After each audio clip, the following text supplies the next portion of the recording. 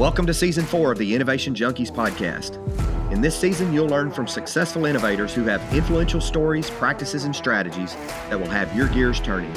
Prepare to be inspired, challenged, and empowered. This is the Innovation Junkies podcast.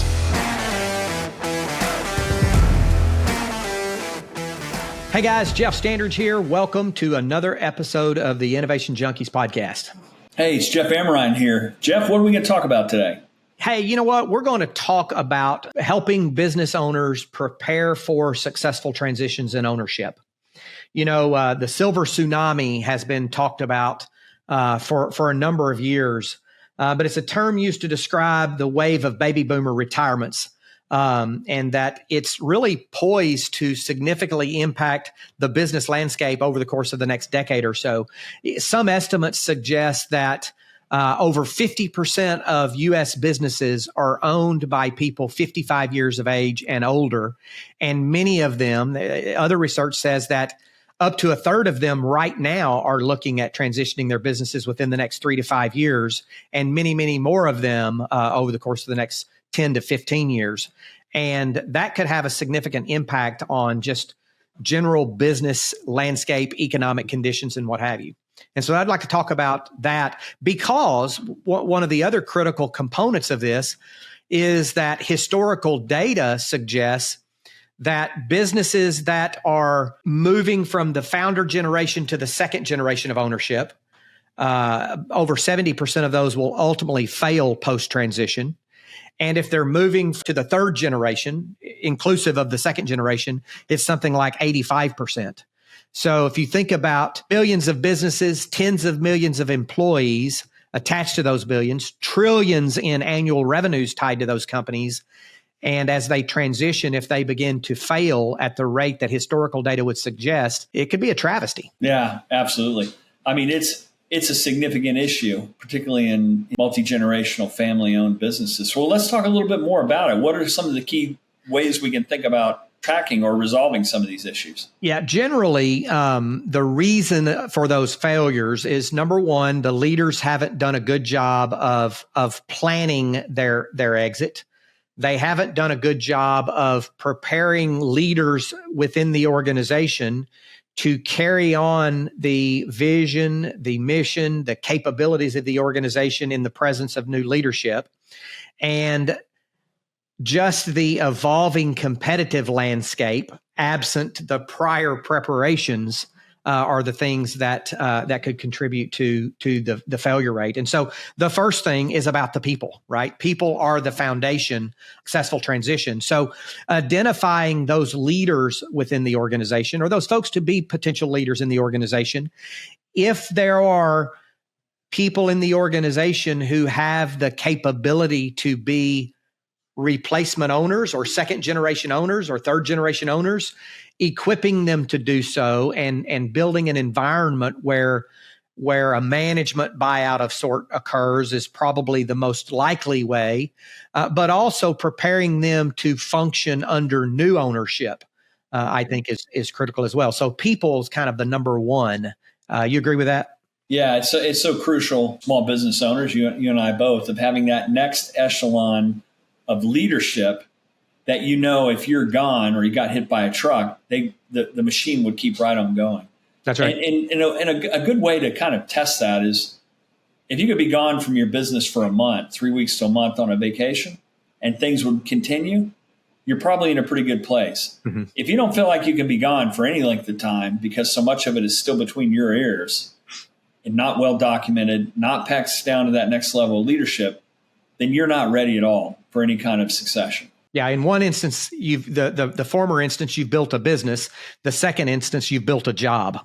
Exactly. Right. That's very true. So people, that's the first one, having the right people around you, pushing down leadership. You said this in a prior podcast, delegating leadership to them and operating that leadership team in a way that they can continue on in your absence. The second one is around profitability and ensuring the financial health. Profitability is the hallmark of a well-run business, of an efficient business, of a business with a viable business model, with demand, customer demand, and a proper financial controls in place to ensure the ongoing viability of the business. So stepping back and making sure that the efficiency of the business is such that it is producing sustainable, consistent profit. Yeah, and we've seen instances where the founders have viewed it kind of as a personal piggy bank. Mm-hmm. They've spent money on things that are not accretive to the business. They spend money on things that might satisfy some immediate need, but they haven't planned for the future in terms of management reserve, funding growth, et cetera. And so I think treating it as a business that could be prepared to be sold at any time, in other words, good financial controls, good financial acumen, lines of credit, management reserve, all that sort of stuff makes a significant difference. It does. And in the vast majority of industries, save a few SaaS companies and others where valuation is determined on a multiple of revenue, in the vast number of businesses and industries, the valuation of the company is determined on a multiple of EBITDA. Exactly. Which is a surrogate for cash flow. It's a profitability measure, but a surrogate for cash flow. And so understanding that and not understanding that ends up in business owners experiencing suboptimal selling conditions when they get ready to transition their business. Absolutely. I've even heard some well-run, 100% sort of founder-owned businesses will do something to the extent of they'll get an independent audit on either every year or every other year basis at some point, not because they're compelled to do it, but just because that gives an indication that if they were to ever sell, they're ready. They've gone through the scrutiny that you typically would get if you were in a business that someone might want to buy or you might want to exit. There's an entire industry right now of management consultants around prepping your business for transition or improving the efficiencies in your business to make it more attractive to potential suitors down the road as well. The next one's around your product or the value proposition, products and services. So the core of any business is the products and services. You have to have a compelling value proposition, a clear competitive advantage, because you have to maintain interest and demand in the business. And so having a really, really good understanding on what is it your clients are buying from you and why are they buying it from you in terms of products and services, and being crystal clear about that. Yeah, it's crucially important. And the thing that a lot of people don't think about it in this way is their clients are often buying something different than what you think you're selling. Yeah, for sure. I mean, their buying motives are different. And there's some buying motives we talk about occasionally around fear, or which can be a compliance-based buy, greed, which sounds bad, but are you increasing revenues or decreasing costs? Or ego, is it some kind of consumer product that's driven by someone's personal view of their own brand image, brand association? But understanding what your customers are actually buying versus what you think you're selling is crucially important, and how you can differentiate within that. That's right. And properly positioning yourself with that differentiation. Exactly. Proprietary knowledge or proprietary assets or proprietary wisdom, all of those being used to describe what's the secret sauce. That could be formal intellectual property in the form of protected patents, copyrights, trademarks, trade secrets. It could be formal kinds of things there, or it could be, more on the trade secret side, that it's just the inherent wisdom in how you run your business. Do you have that codified? And do you have that, first of all, if it's patent, trademark, or copyright, do you have it legally protected? If it's a trade secret, do you have it codified, and do you have it documented, and do you have a way to pass it on from one generation to the next to ensure, and do you have a way to innovate on it to make it better? Yeah. So what we talk about is unfair advantage, unfair competitive advantage, where you build the economic moat. Particularly for smaller emerging businesses, you can almost never win on price. Mm-hmm. You can win on agility. You can win on better customer service. You can win on better subject matter expertise. But understanding what that is, where is it in your business that you can build that competitive economic moat is really important. Yeah. So we've talked about people, profitability, product. We've talked about proprietary knowledge. The next one's around predictability, or creating a scalable system, having repeatable, reliable processes, systems that perform in somewhat of a predictable way. Crucially important. A lot of times, and having been guilty of this myself, you tend as a founder to have everything bespoke. Everything is one-off, everything is custom, everything is driven by personal heroics. You've got to get to repeatable processes that can be passed on from one to the other so that everyone knows this is our way. This is how this works. It also makes transitioning and onboarding new talent or transitioning positions within the organization a whole heck of a lot easier if there's documented processes. And those documented processes can and should occur throughout every function of the business. So there are processes in the sales and marketing function, or the sales functions and the marketing functions, different processes. There are processes within the operations function. There are processes within the technology function, the HR function, the finance and administration function. So whatever the big boxes of functional activity are within your business, there should be clear, concise, documented, repeatable, and somewhat predictable processes and systems in place to ensure the quality of those functions. And one thing I would say about that is oftentimes people will immediately jump to, we have to go buy this platform or this technology.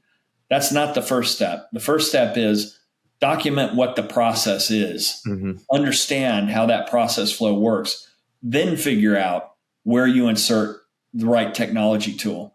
So often people will, well, we're going to use this tool, we're going to use that tool. It ends up becoming a layered mess of stuff you're not getting a lot of utility out of because you haven't understood the core processes themselves.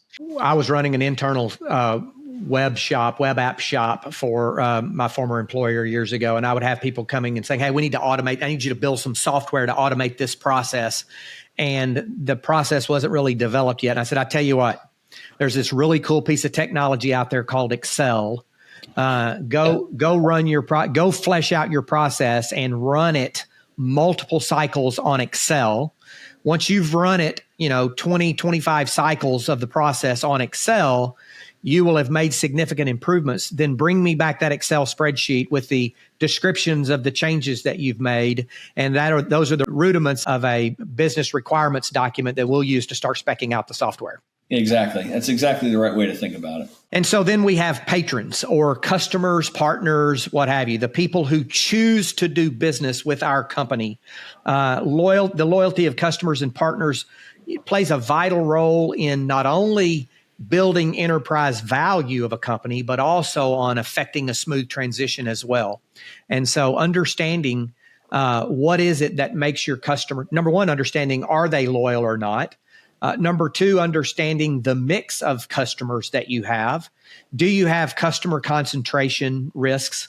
Do you have segment concentration risks? Do you have repeatable processes? So you start to begin also to see the overlap of some of these P's, so to speak. Do you have predictability in your customer base? Is the revenue relatively consistent? Do you have too much revenue coming from one segment or one client or one subset of clients or what have you? And then what's the nature of the relationships with your partners? What would happen if you lost this partner or that partner, right, et cetera?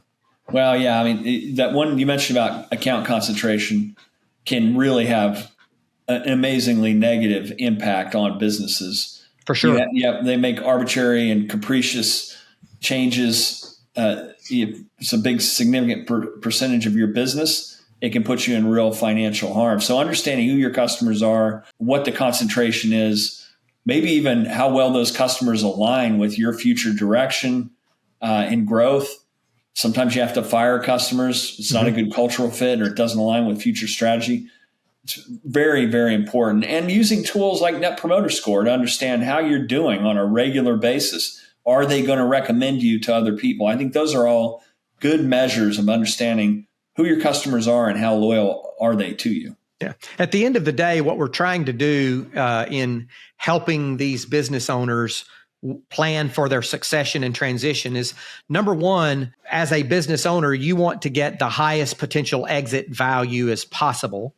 And number two, you want the longevity of your business to exist into perpetuity. You want that business to continue to be successful. So for instance, if you drive, and a lot of small businesses and mid-sized businesses, if you drive some kind of management buyout versus a third-party buyout, and you may be involved in some form of owner financing and may continue to have skin in the game for a while, it's to your best interest as a business owner to ensure the long-term viability of your business post-transaction. Not only do you get a higher exit valuation, but for you to realize that exit valuation over the course of the next 5, 7, 10, or 15 years, you need to ensure the viability of it. So that's really what we're talking about in terms of focusing on these various elements. And it's never too early to start. Even if you have no intention, if you set your business up to where it would be ready to sell at any time, you'll be ready for any possibility, whether it's a succession plan or it's an exit or whatever else may come along. That's right. So we're talking about passing the torch, how to prepare your business for a successful transition of ownership.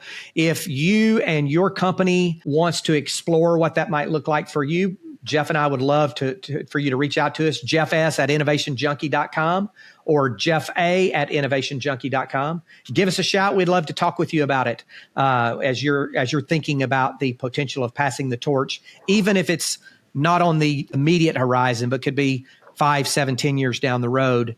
As Jeff Amaran said, it's never too early to start that process. Good stuff, Jeff. All right. This has been another episode of the Innovation Junkies podcast. Thank you for joining.